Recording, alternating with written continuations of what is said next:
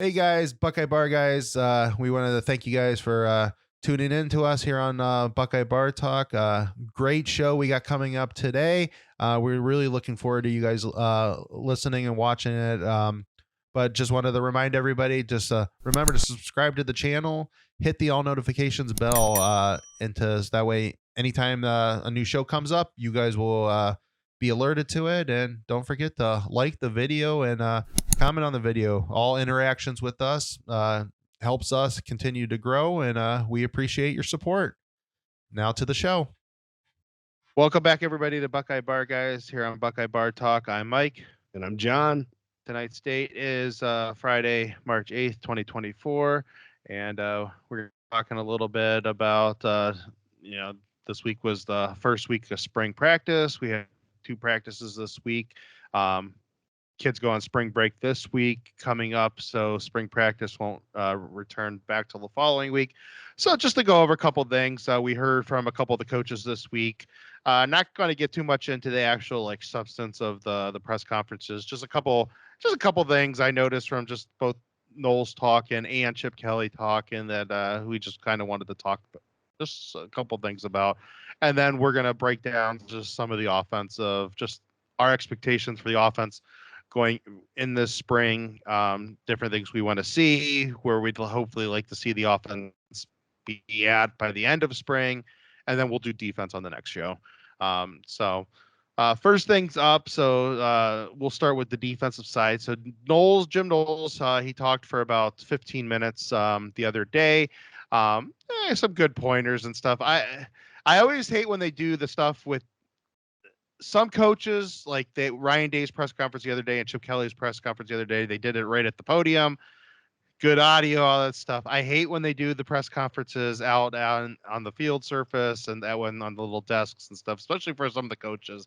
It's like, give them the podium so we can actually hear some of the questions of stuff that they're being asked and stuff. And just something that I like to nitpick on. It's bothered me. It's not the first time I brought it up, so it's kind of annoys me. But anyway, I thought one of the things that I really liked that he said is, he really emphasized on they really do need to make sure they get their best players on the field.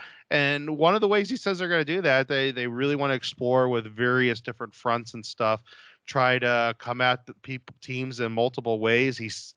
Specifically mentioned having 3 down linemen with possibly JT and Jack both being stand-up defensive ends, so it'd be a 5-man front.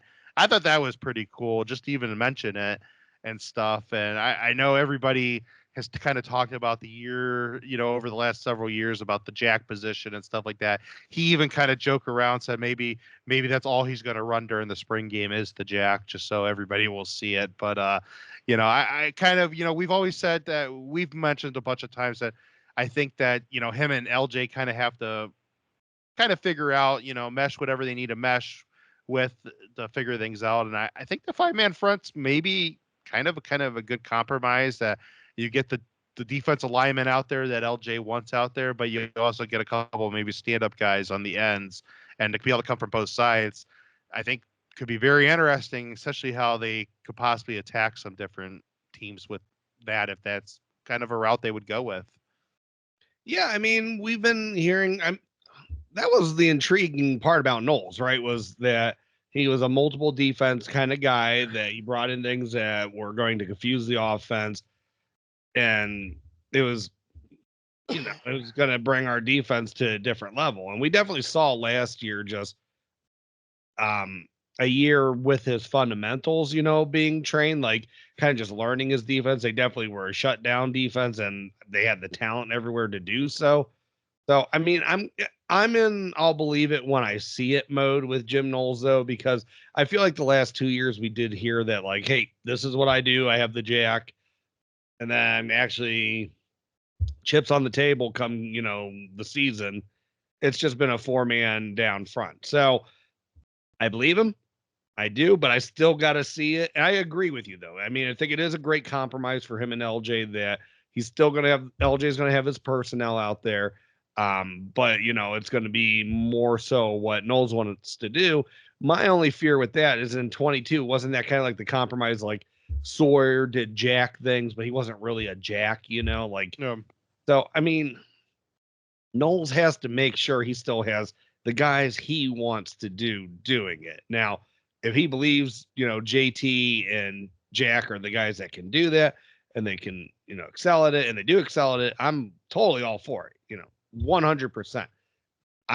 That's where I maybe like, I don't know, stand up defensive ends. Do we have guys that maybe are a little bit more athletic that can recover better in space with that? I don't know. I mean, Jack Sawyer looked pretty damn good at the end of last year.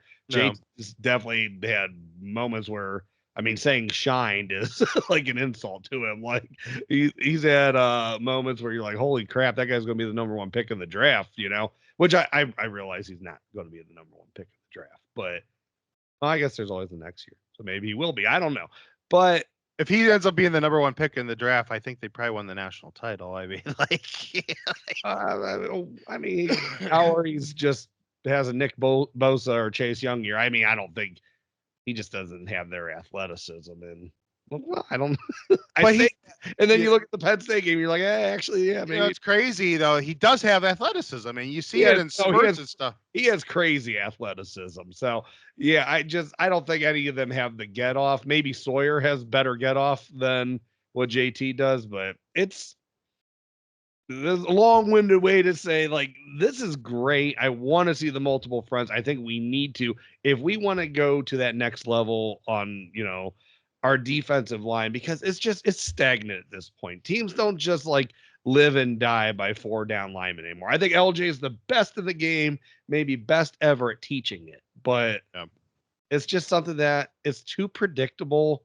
We've seen it the last couple of years. Like I don't know if we don't have the guys that can maximize that when that's all you're running anymore. Maybe he has lost a step in how he's getting guys to be explosive. So, hey, hell, let's just throw a little something new out there and see how it goes, where it takes us.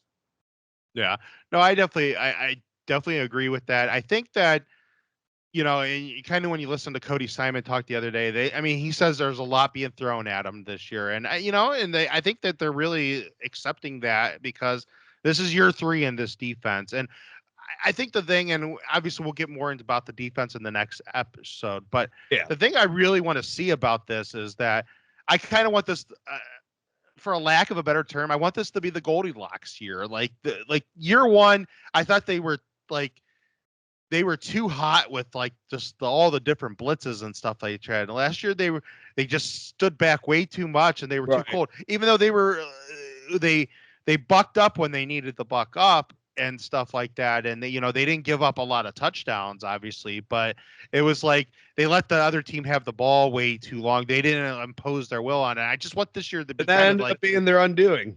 I want this year to be kind of like, can you find the right balance between the two where, and I think that's, we've seen now Michigan over the last couple seasons. We've seen what Georgia's been like under Kirby Smart.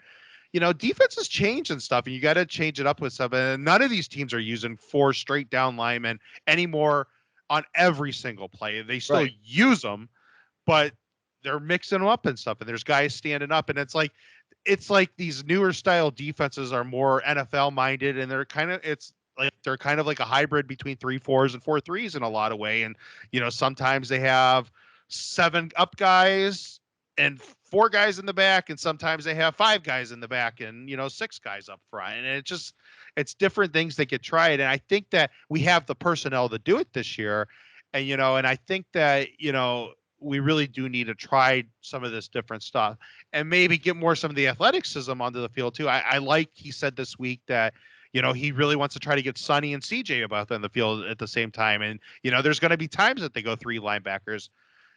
And, I could see them maybe having a 3 down linemen at times and 3 linebackers. And then you can kind of move CJ and Sonny up onto the line and back off the line and different things as you kind of go with that. So, I think there's a couple years ago, maybe they rotated way too much throughout the whole defense.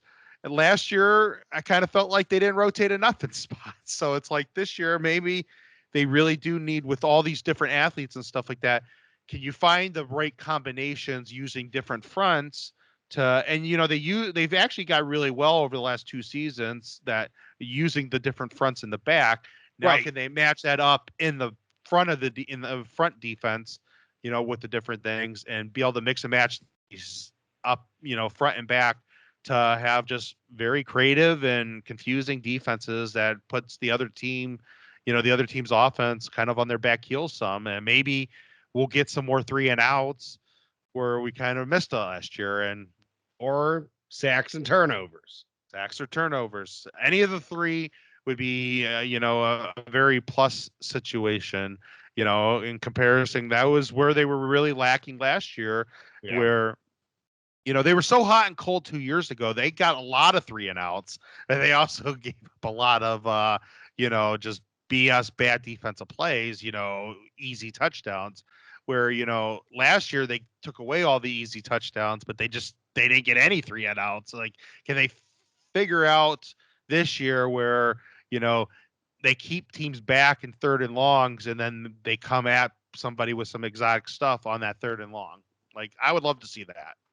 Yeah. No, I 100% agree with you. I mean, it's definitely time that LJ has to give a little bit on that defensive line. And, like I said, I still think he's the best in the game at that, what he teaches, but it's just time to kind of just switch it up a little bit. Yeah. Let Knowles do what he's there for. Yeah. Definitely feel that one. All right. Chip Kelly. So, like, I hate when I go like into this kind of like mode set, like when you definitely think somebody like they won the press conference. Chip Kelly, like hardcore, won the press conference the other day. I mean, he was just like, I don't know. Chip's always been a good talker, though. He was like I mean, the couple of the things that really stood out to me. Well, first of all, I mean, he did talk about why he just, why he left UCLA. He said he kind of just wants to be a coach again, and it's just the head coaching position is, it's just become too much of a CEO position. And he was the quarterbacks coach during the bowl week this year, and he kind of found that love again, that he likes coaching people, and you really got the feel for that this week in the press conference. And it just feels like that. I mean, he's enjoying himself. He's got talent literally everywhere, and you can just tell the stuff is just working in his head. I mean, the dude throws out there, for any of Little Giants fans out there, when he threw out the annexation of Puerto Rico play, and he said that, it's not like we're going to be running the annexation of Puerto Rico. I mean, my jaw dropped. I'm like, oh my God. I loved it. I won't lie. He touched my heart on that one. But no, I understood the Bill O'Brien hire. I was, we talked about this here. It took me a couple seconds to get on that one, but I really liked it. And I really liked this one just because, I mean, him and Ryan Day are just the difference between, and I know why Ryan Day went after Bill O'Brien. He would have got criticized if he pulled in Chip Kelly right away. He'd be like, oh, he's just going to what he knows, and it's just gonna be more of the same. Him and Chip, blah blah blah, all that stuff. So I think it showed a lot of, oomph that he went out and got O'Brien, and for whatever reason, what happened. Bill O'Brien, he got this opportunity to become a head coach. Obviously, we've talked about in the past. There was a lot of reasons why that was a smart move on him to stay in Boston. It just feels right to get Chip now, and nobody can come back on Ryan Day and be like, oh, he's just going to what he knows and blah, blah, blah. And it's just, is this really going to change anything, when you can say, well, yeah, that wasn't his first choice, but now that it is his choice, it just seems like it meshes so much. I think it just will mesh a lot better than even Bill O'Brien, because these two are already on the same page and they speak the same language.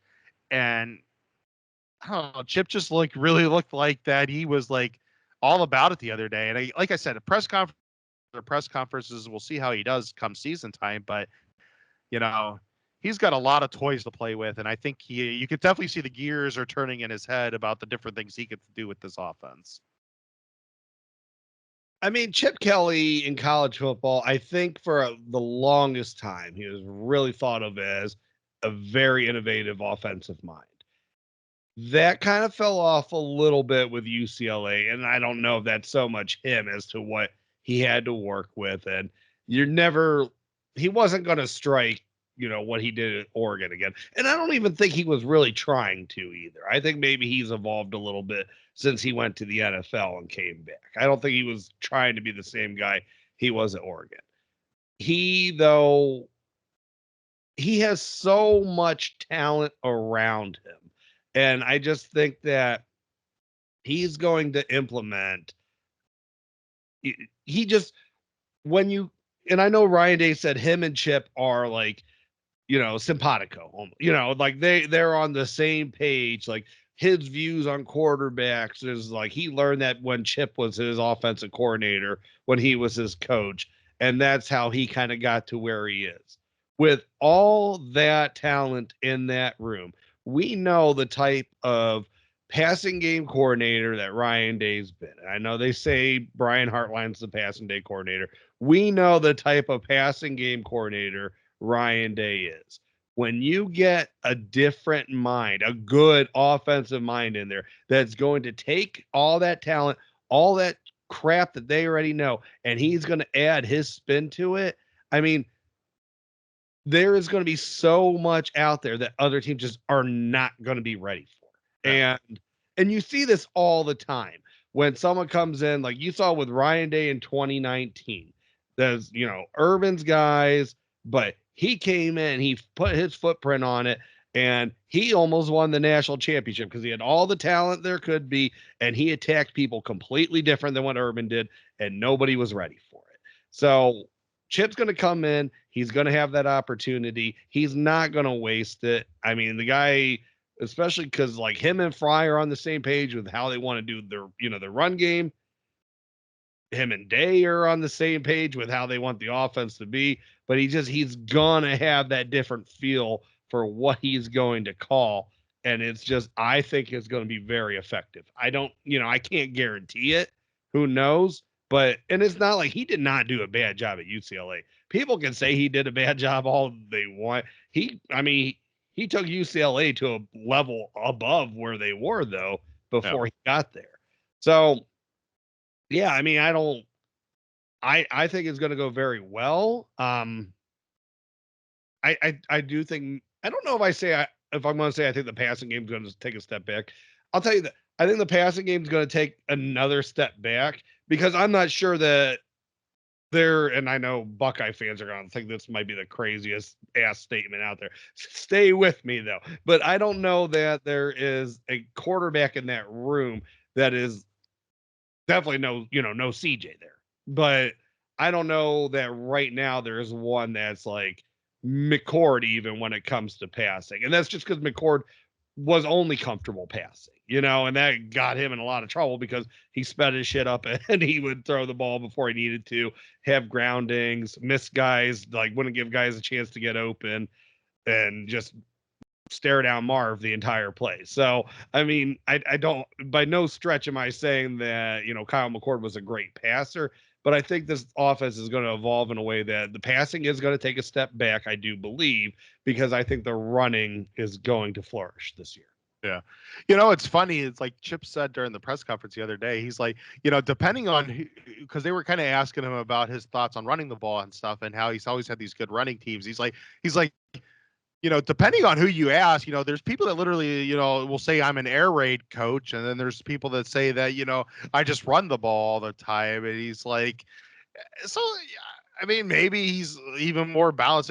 But the thing on the running game that I'm really, really looking forward to, and me and you have talked about this, that there has just been something missing over the last couple of seasons. And it's because we feel like, and I think you brought it up first, and I agree with you. It's just they're not running the ball enough in practice, and it's just kind of throwing everything off. They're not able to get that last 1 or 2 yards when they have to get their last 1 or 2 yards. And in reverse, because they don't do enough running, the defense doesn't seem like they're comfortable shutting a team down on 3rd and 2 or 3rd and 1 when, I mean, it's not an easy down to shut down a good running Right. team, but it just, I don't know. And it's completely anecdotal. It just seems like during Urban Meyer, they used to do it a lot more because, it just seemed like they were so used to that they had to go up against that all the time in practice that they were ready for stuff like that. I mean, So I know like Brax Miller, that's going to stand out to people. 2013, him and Hyde, they couldn't pick up a yard against Michigan State. That shit didn't happen often with Urban Meyer, though. no. It just didn't. I mean, it would be 3rd and 3 or whatever, and you knew JT was getting the first down.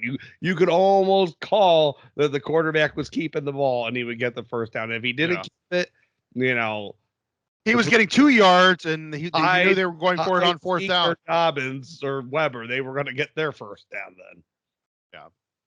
Yeah.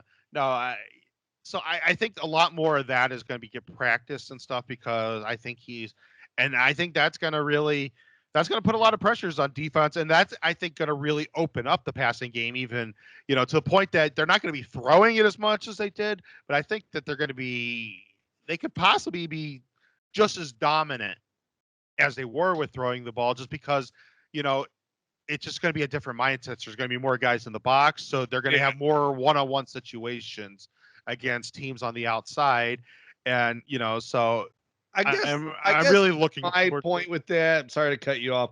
I guess my point with that is just I don't know that they have a guy with the arm talent like Justin Fields or CJ Stroud. Like I think the offense could look a lot like when Fields was there, because I think there's going to be just that added emphasis on running the ball, and the quarterback can do that a little bit. And obviously, none of them are Justin Fields. At least I don't think they are.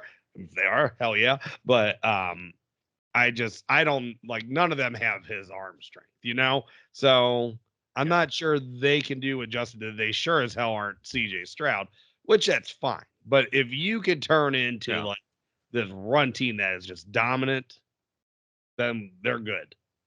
Yeah. They are good to go. If they could be if you could get these guys because you got really great receivers around you, and if they're good enough to throw the ball to where they could be a more accurate JT Barrett, then that's really all you need. And if it's an accurate JT with a little bit more pop on that arm, hell yeah, good to go, man.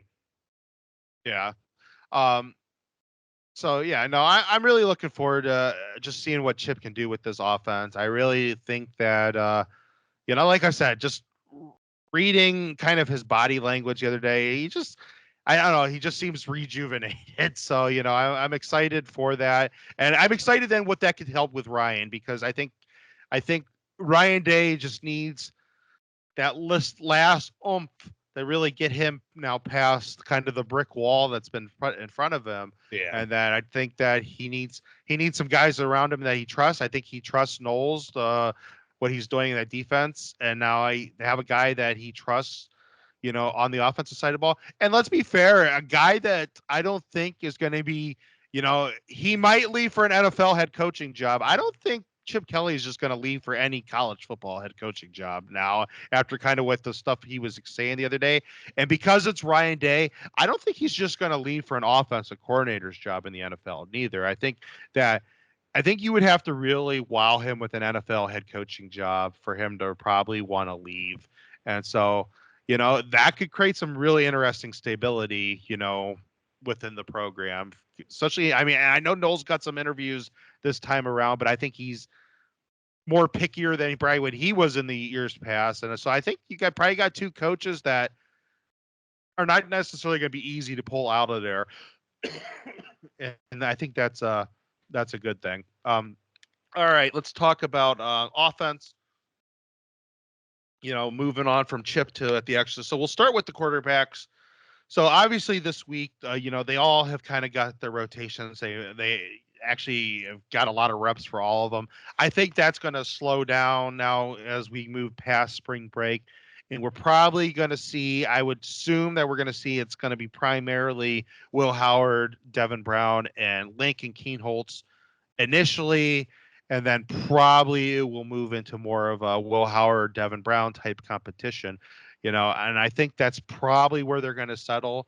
I think that's kind of where they, unless one of these freshmen or Lincoln like just blow somebody out of the water. I think that's probably the mindset by the end of spring, is that it's one of those two jobs, and they'll probably finish that out come summertime, who actually is going to take the reins to start the year.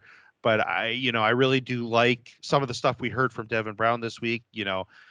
I know that there was some mixed bags on some of the different, videotapes that, people showed of him. There was some drills where he looked like he was really spot on, and then there was others where he was off. But, I take that stuff with a grain of salt on both sides of it, because, you never know. It's first practice, plus, it always seems like people pick and choose which camera angles get sent out of there. So, you never know what to believe.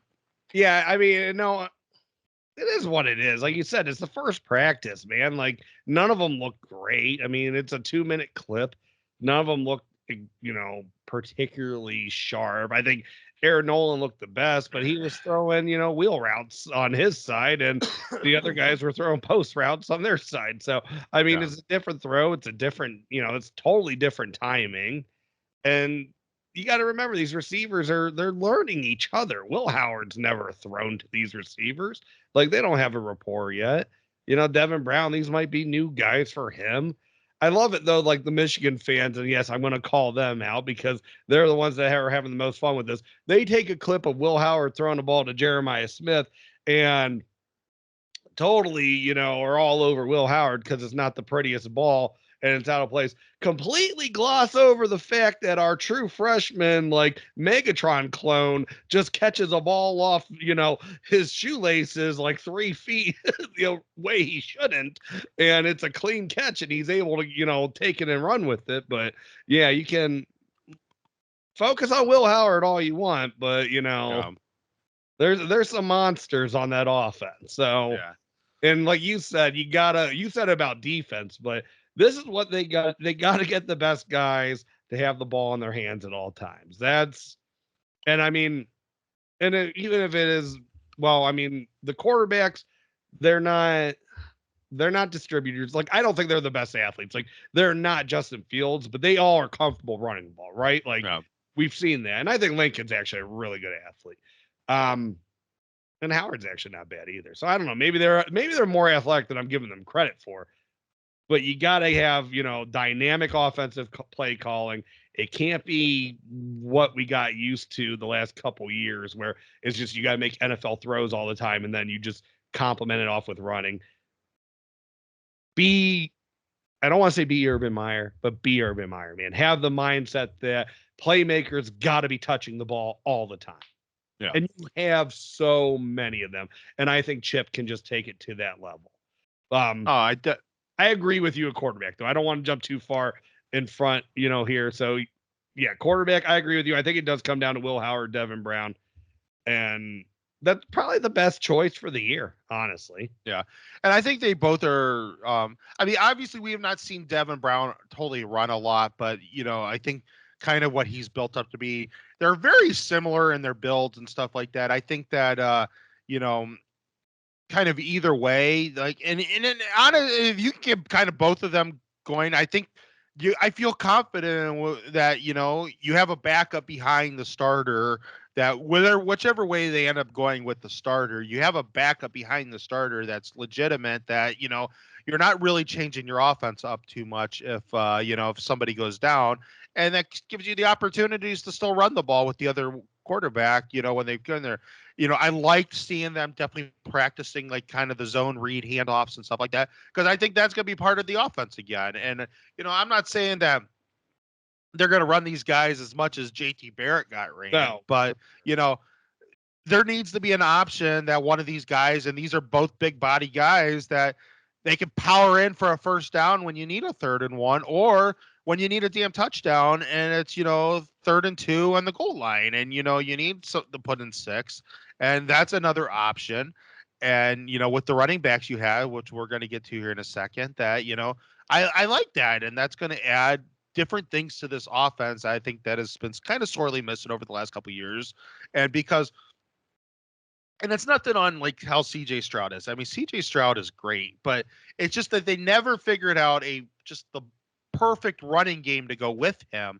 Yeah. And the the appropriate blocking to go with that running game. It was very reminiscent of when Haskins in 2018 with, that. But with Haskins and with Stroud, Haskins, they figured out like we got all this damn speed around him that we can substitute a running game for very quick on time passes. And, we can block them real quick.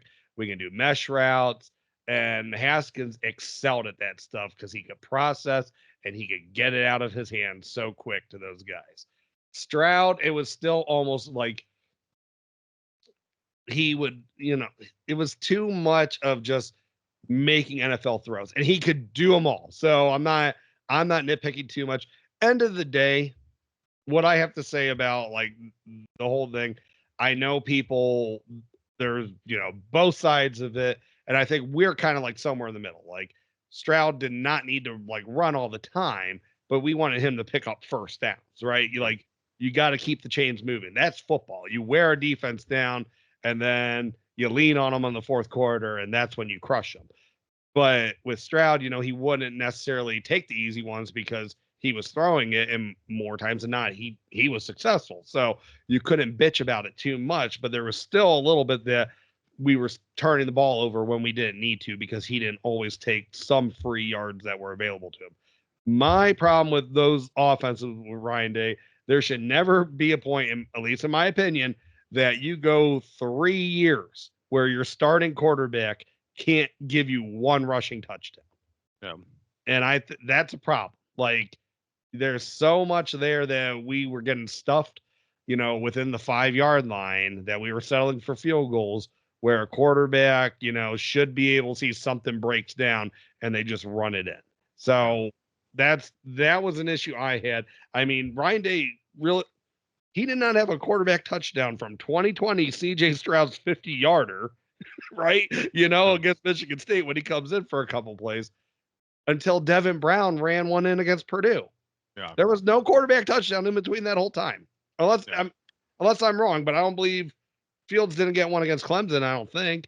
No, I think you're right on that one. I think I won against Alabama, and I don't. Yeah, so I mean, I could be. Fields might have got something in 20 outside that, but I'm pretty sure Stroud to Devin Brown, those are everything in between. There was no quarterback touchdown. Yeah, yeah. So that's definitely where I definitely like, I definitely like that they have some guys now that can do that. And, I'm willing to, if they can get the whole running game going forward again, like, I think that these guys will be good enough passers and the receivers are good enough that they will figure out a passing game to work with it. Right. But like you said, just having a quarterback that can move the ball with his legs and, the type of running backs that they have, that I think the passing game will end up working because it always ended up working for the most part with Urban. And, because, you had to pay way too much attention to the guys in the backfield, and they killed teams with that, especially when they had Herman there and when they had Day there, where Right. the guys that could call passing, and they have guys that can call passing game there. It's not like Beck is there and Warner. It's right, not like, exactly. The only years that, I mean, 12 and 13 weren't great, but Braxton could do things, like when Braxton actually, no, I think Braxton actually did okay in 13.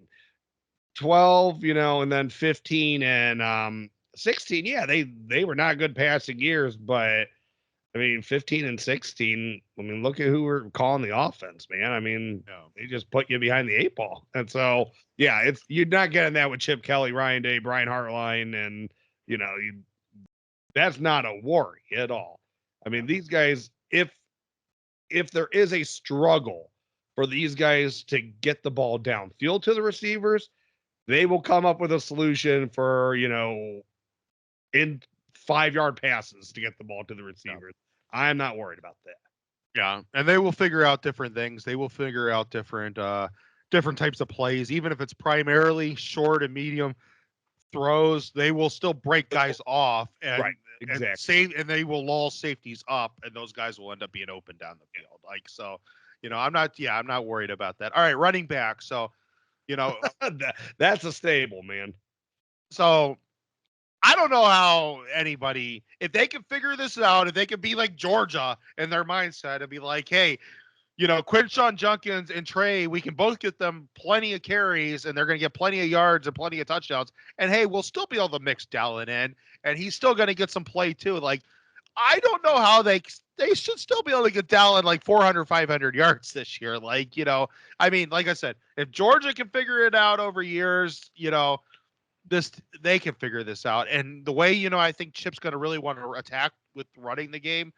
God, they're going to be able to come at these teams in so many different ways. Like, I'm just like crazy to think about. I mean, I don't want to necessarily take wide receivers off the field, but you have to every now and then throw the 2 running back set out there because Well, and I think you're just in a place where, and I know you got all that receiver talent, and like you said, you don't want to take them off the field. But one, yes, you got to throw out some 2 running back sets. Hell, maybe just have some fun with them, run a wing tee every now and then. Could be a damn good time. And I would not count Chip out for trying stuff like that. He did do goofy things where he had 3 running backs on the field. I mean, usually the 3rd running back would be like a receiver. Yeah. But they have actually receivers on this team that could do stuff like that. So and don't forget, I mean, Trey can run too, man. I mean, so Judkins and excuse me, Dallin, they could be your running backs, but if you need some guy that can take you to the house and have a different gear, I mean, Trey is there. So it's just there's a lot they can do with it.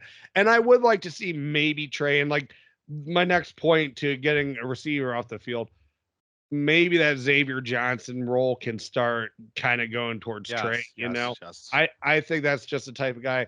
And I think he's more dynamic than what like Curtis Samuels was, but that's not taking anything away from Curtis Samuels.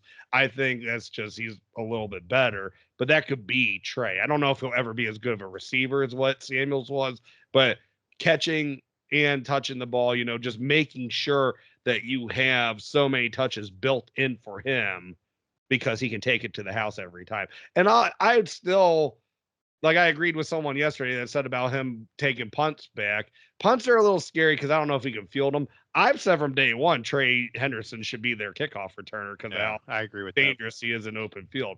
If he can do it, I'd say go for it. I mean, I know people don't want to see him taking extra hits, but we got the depth at running back. Like, if he wants to do it, you got to be dangerous everywhere. Yeah. No, I definitely, I could see that, seeing them try to find spots for him on special teams. No, I agree with you 100% on and this is kind of showing our age a little bit, that I'm not saying Quinshawn is Lendell White, but Trey could definitely be Reggie Bush in this offense. Like, get him out Into space. Like, let him run the ball, move him. Like, they can be moving him in and out of the backfield, like Devontae a couple years ago at Alabama. That could be him. And you get him on some crazy tosses like what they used to do, USC used to do with Reggie Bush, some screen passes. Like, he literally is the most dangerous all-purpose back that you can think of, in college football right now. Like, I'm sorry to say it. I mean, the guy can do so much different stuff. So they got to get him into spaces and let him kind of be that guy. And then, in Quinshawn, I mean, I think the best thing for him and Trey is just that they're going to take so much wear and tear off each other that, and that's just going to be scary. Can you imagine that dude when you got teams like tired in the 4th quarter and that one of those dudes end up with the ball? Like, I mean, there's going to be opportunities this year where, especially against some of these bad teams and stuff, and they're kind of put away, or the mediocre teams like Nebraska, let's say, if they're up by a couple scores against Nebraska and Ryan Day, he just wants to be done with the game. They could be like to Quinshawn and Trey, like, hey boys, 4th quarter, it's your guys' game. Let's go finish. I mean, that's what they did in Notre Dame in 21, right? Yeah, like, let's just end this game. Like, it's your guys' game. Hey, Will Howard, you're going to take a couple snaps too. You got, or Devin Brown, whoever's the starter. Let's run some people over and let's go home. And and I think that's going to be, because and Ryan Day is kind of that coach. He kind of, excuse me. yeah, Ryan Day is kind of that coach. He gets into these situations where you can tell when he gets in the second half, he wants games to end. And, like, we won. I want to end this game. Let's go home. Like, I got a long season in front of me. And they have a backfield now, and they have an offensive coordinator that I think that will be like, okay, let's go out and let's go end this game. And, we can go do an 8-minute drive if we have to. And I think they have the opportunity to do stuff like that this year. And that's also got me excited that, I think that they really are going to be able to blow some people out of there running the ball this year. Yeah, no, I mean, I agree. That's what I'm excited for. Of course, Fry has to get his offensive lineman to take take a big step, in my opinion. I really thought just I they were showing signs last year, so I don't want to be too hard on them. I mean, they took a drive right down Michigan's throat, so it was they had their moments. I mean, of course, they were starting the run block better, and I think that they could really, they got to figure some stuff out with the pass blocking, especially on the right side of the offensive line. I think the left side is fine.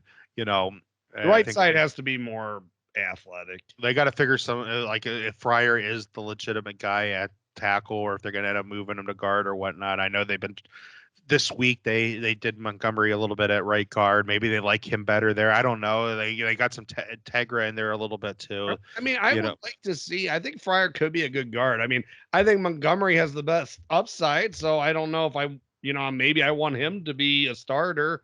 But if Tegra's quicker, if he can react quicker than Fryer, I'm all for moving Fryer down to guard and putting Tegra at right tackle. That's what they want to do. I think Tegra is just tailor-made to be a mauler at guard, though. So, I mean, I really would love to see him get the shot. I mean, and nothing against Fryer. I think where I'm kind of at, I'd like to see Montgomery, take that right tackle spot, and I would like to see Tegra take that right guard spot. And I think that's kind of where I'm at. It sounds like that's, even though he's been running a little bit more with the twos, which is to be expected, but it sounds like a lot of people, from what I was reading for yesterday's practices, was really liking how McLaughlin was looking, because they he's just a different player. You can tell he's got the experience and stuff like that. And I think he's going to end up being the one at the center. And so I think that kind of helps them move a couple pieces around on that offensive line, because they will have a legitimate guy at center. So so I guess since we're talking about the offensive line, we'll just finish up on them. But I think that with the offensive line, that I think the left side is definitely decided. I think McLaughlin's going to be your guy in the middle. They just got to figure out the right side of the line, and they got to make sure they get and I think part of this, like we just talked about earlier, with them going to be running the ball more, I think the toughness part of it's going to come back. That it's just, I don't think a lot of people understand that if you're not running that stuff every day in practice, it's hard to just go out of a game. Hey, it's 3rd and 1. We got to go knock somebody off the ball, right, and, go pick up how often are you practicing that when you've been such a pass heavy team over the last couple of years and stuff like that? I just think that with the mindset changing a little bit and them having a running quarterback, that I think the run blocking will kind of get back up to where the standard that we, under the entire Urban era, we're kind of used to, that, those guys mauled people when Urban was the head coach. And I think we'll start seeing that again. What I want to see is them figure out what the hell to do with a backside end running free down the line, because that has plagued this team for 3 years. I actually thought last year they'd started learning more stuff. I don't know if Fry just shook day and was like, man, listen to me when it comes to calling run plays. Because we saw that for how many plays, either they run that boundary stretch play or some sort of read look that they didn't actually, it wasn't actually a read option at all, because there was no read on it. And the backside end would just crash down and hit the running back before he could even get moving. So hopefully we never see that crap again.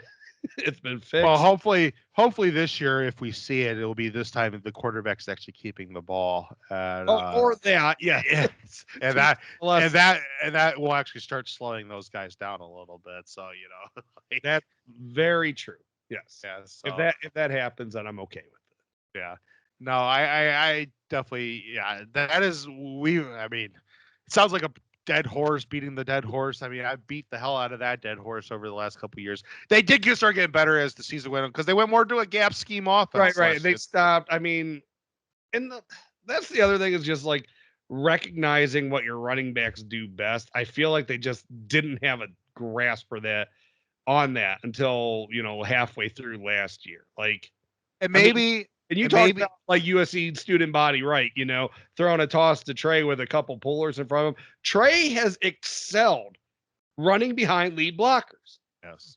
They get a block, and he is too damn fast. He finds where he needs to go, and he just hits the seam, and he usually gets a touchdown out of it. Like, he is very good taking tosses, but he is not good taking stretch runs to the boundary, even though he got a lot better at that last year. Like, he did become more patient, and he was better at it. So I shouldn't say he's not good at it. I think he can do it, but he is just really good with a gap.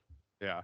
And maybe also that I'm wondering that, with Ryan Day was so stretched so thin last year. I don't know how well they were teaching that play last year. And maybe with Chip, who understands that play too, that, maybe they'll be able to teach it better to him and they'll be able to figure some of that stuff out a little bit better with some of those, the zone. Because I know they love building other stuff off their offense in the passing game. And, I get that. So it's either learn how to run it a little bit better, but you still got to do other things besides that, especially when, the gap scheme stuff was working so well this year. They need to continue doing that stuff, but maybe they will be able to teach it a little bit better this year, the wide zone, and, they will actually be able to work it a little bit better. All right. Quickly, we'll do tight ends just real fast. I mean, I think, is it Kamara? Yeah. Will Kazmarek, I think. I really like him. From what I've seen from him, just coming into the season, I saw a couple of things of him at OU. I think the guy is ready for big boy football. I think he obviously they talked about it. He kind of got screwed with the whole pandemic season. That he just never got the opportunities to kind of showcase himself to schools because there were so many dead periods throughout all that stuff that, he just couldn't get on campus anywhere, go to camps and stuff like that. And so he was kind of a casualty in that, but, he excelled at OU. I think he brings some really necessary big body block in there. Plus, he's kind of a good old school tight end and catching the ball. Yeah. And I think he'll do really well in this offense. I'm interested to see where the next guy ends up. Who's the second? Is if it's going to be Thurman, is it going to be G. Scott, or can they figure out ways to get both of them in there? Is there ways to get Thurman? Possibly, even stretch him out a little bit, and different things. I mean, or G. Scott stretched out too. I mean, there's fever position. I mean, I definitely want to see them be able to. I know it's greedy. There's a lot of greed in me right now. It's Absolutely. it's not good to be so greedy, but I am.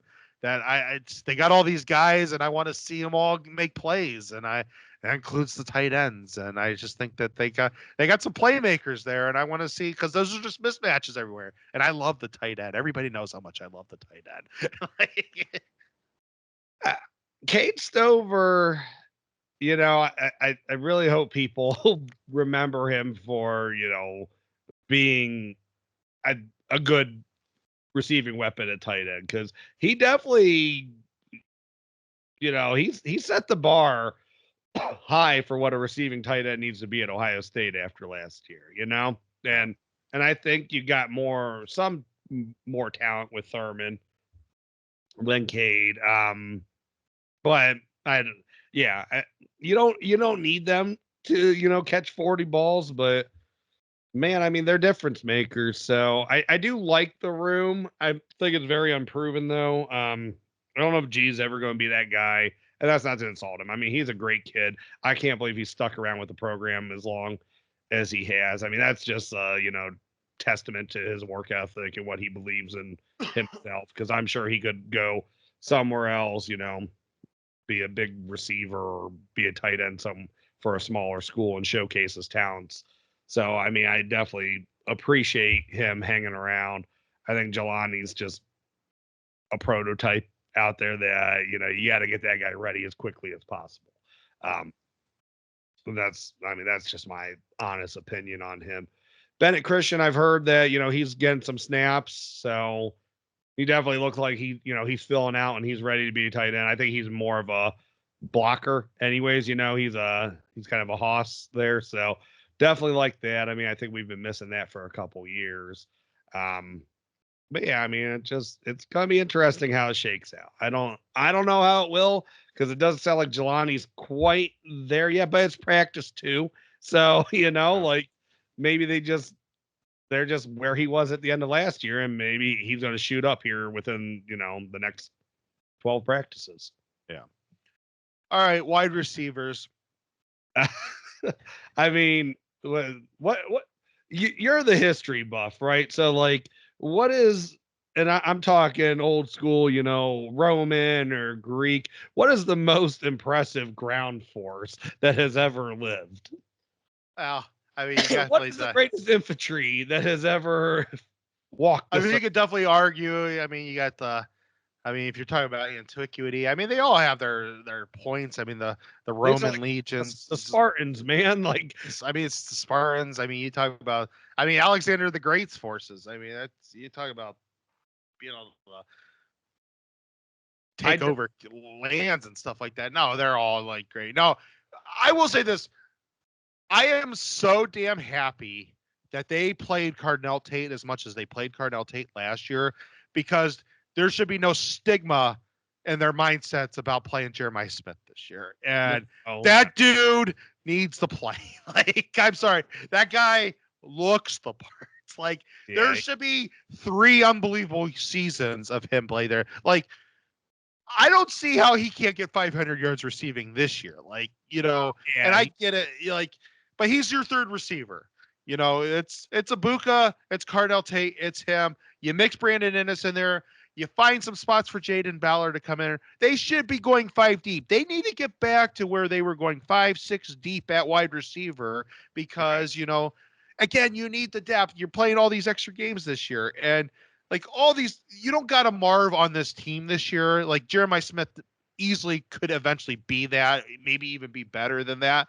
But, you should be able to move all these guys around in different spots, try some different things, again, the more options you have it all over the field, the harder you're just to be able to play against. Right. Yeah, no, I agree. And that guy he ready, like you said, he looks the part, man. He came in, he's just yoked. And I just, wow. Like, I'm very excited for that. Those South Florida kids are different. That's for sure. So I know Tate's originally from Chicago, but those South Florida Express kids, they take it to a different level. I'm expecting big things from Brandon Ennis. I think he's another one that, of course, maybe doesn't have the running back skill set that like Trey does, but he can do what Xavier Johnson did and maybe take it to a different level as well. Yeah. And I would like to see him be the punt returner. I think, they have enough depth there that they can throw Brandon Ennis back at punt return. And that way, let's not forget Caleb Downs is actually a pretty damn good punt returner too. Yeah. He has experience with it. Maybe both of them back there. I remember Tressel used to run 2 guys back there at the same time. It was a weird setup, but it could happen. And the only man alive that could make Santonio Holmes look slow. Yeah. No, I want to see Downs back there too, but it's just like, just Brandon Ennis is, maybe rotate him a little bit. I don't know. It's a way that, just to keep Downs healthy and stuff. I don't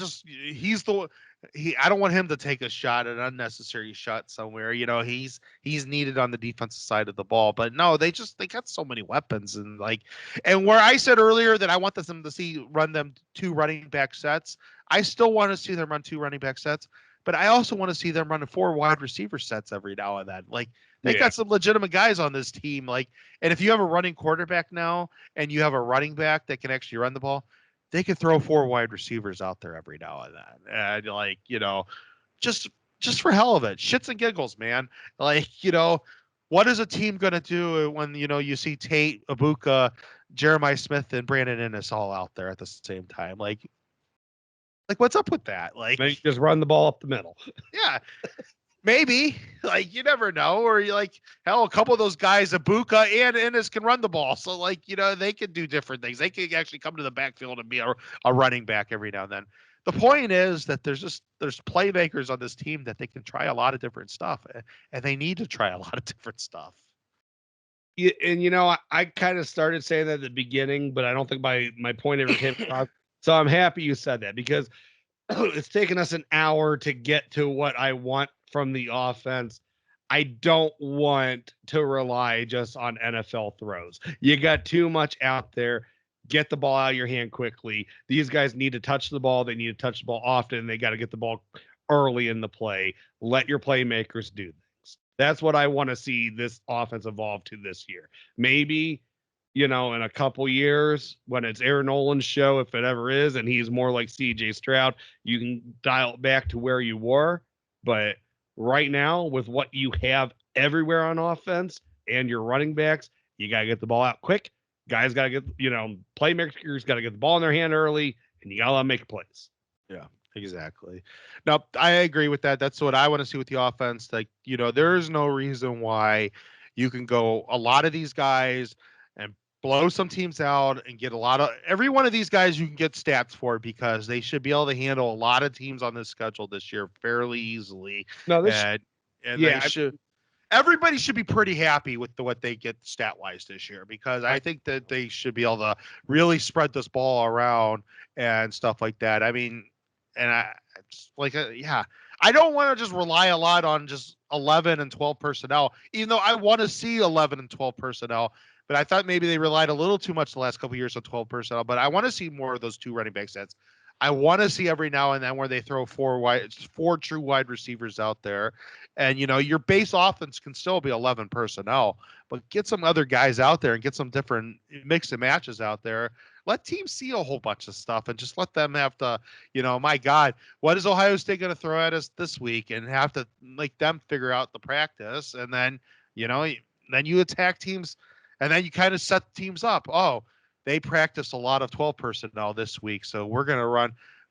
We see that, so we're going to run a lot more 11 personnel. And you guys screwed yourselves, because we have the playmakers that can do both. So I mean, you should have the playmakers that you should feel comfortable doing empty sets every now and then too.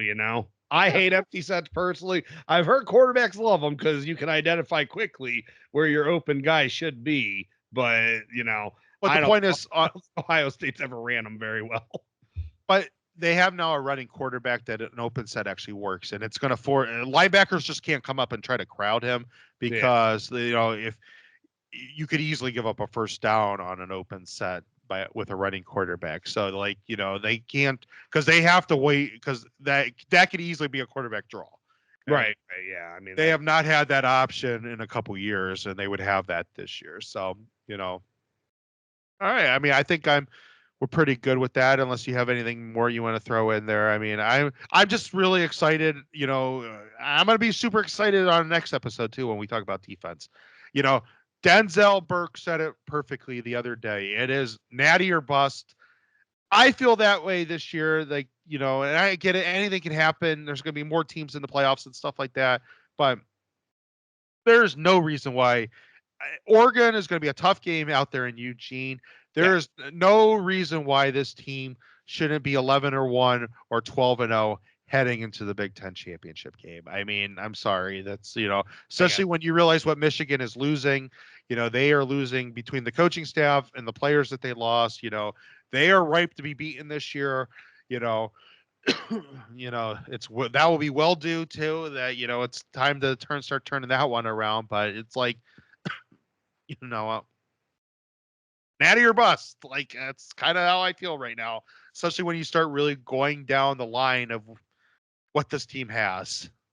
my last statement. I did see a Michigan fan because they're my favorite people out on social media, and they were like, and I can't remember which Ohio State clip it was, but they're like, if Ohio State doesn't win the championship this year, is this considered the greatest bust of all time? It's like, my brother, like, we consider Luke Fickell's 7-loss season the greatest bust of all time. Like, he didn't win a national championship and we were all pissed off about it.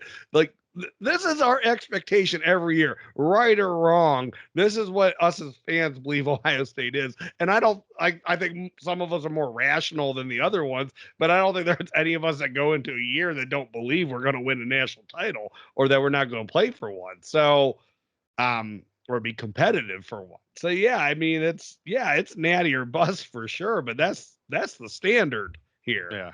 And I think maybe those guys, I don't know if their mindset's ever going to get there or not. I mean, kudos, you got you got your natty, but we'll see. I mean, it already seems like that they don't expect to win another one, which is damn crazy to me because I know in 03 and 15 I was like, shit, we're going to beat everybody by 60 points. Like, let's go. We're going to back to back. And it just didn't work out. But yeah, so I don't know. Last thought for the night. We can leave it that unless you got something else. No, I'm good. Let's get on out of here. All right. Well, thank you everyone for stopping in tonight to the Buckeye Bar. I'm John. And I'm Mike. OH. IO. Thank you for tuning in to this week's Buckeye Bar Guys on Buckeye Bar Talk. Don't forget to subscribe to the channel, hit that all notifications bell so you see when new content is added, and please remember to like and share so we can grow our audience. Don't be afraid to comment. We want to know what you're thinking, and we want to know what content to add for you guys. OH. IO.